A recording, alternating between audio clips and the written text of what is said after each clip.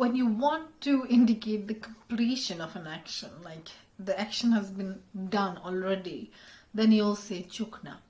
So how you'll make this sentence is you'll take the verbal stem. Let's take the verb kha, which is to eat. Then you can put chukna with it. Now let's make it in different sentences. For example, let's take it in the present perfect tense.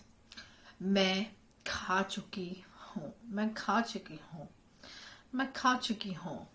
I have eaten. मैं खा चुकी हूँ. मैं खा चुकी हूँ. मैं dinner खा चुकी हूँ. मैं डिनर खा चुकी हूँ. I've already eaten.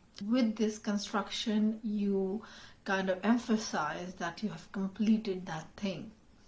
मैं जा चुकी हूँ. मैं इस रेस्टोरेंट में जा चुकी हूँ. मैं इस रेस्टोरेंट में जा चुकी हूँ. मैं इस रेस्टोरेंट में जा चुकी हूँ. I've already been to this restaurant. मैं सो चुकी थी. मैं सो चुकी थी. I had slept already. रात को जब तुमने कॉल की तो मैं सो चुकी थी. रात को जब तुमने कॉल की तो मैं सो चुकी थी. I've already slept when you called. So मैं सो चुकी थी.